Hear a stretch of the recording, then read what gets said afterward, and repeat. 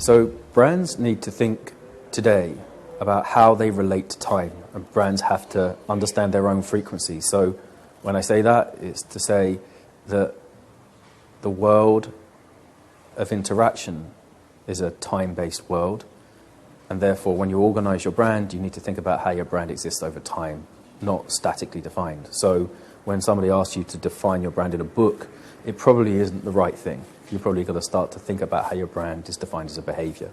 So that's the first thing I'd think about. And the second thing I think about is the kind of people you ask to organize your brand should be experienced designers.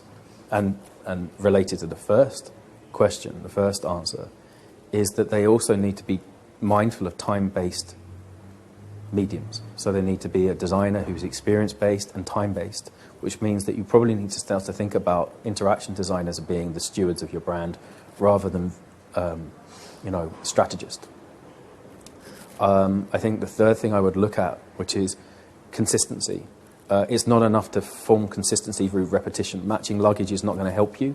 It's just going to make you feel out of touch and unresponsive. You need to build coherence into your brand rather than consistency. And that's not to say that I'm downplaying consistency. It's part of coherence. But coherence is pushed across a user journey, and the coherence of any experience is really and truthfully the value of your brand. And it's related to how much people understand the why. It's related to how much people articulate the message with consistency, but it's also related to how much you create moments of delight and variance within your brand. So that, look, from a client-minded point of view, you may look at your organization and company and you may be thinking about your brand. You've got a lot of people, a lot of stakeholders at the table. You need to think about your products and services. You need to think about your identity.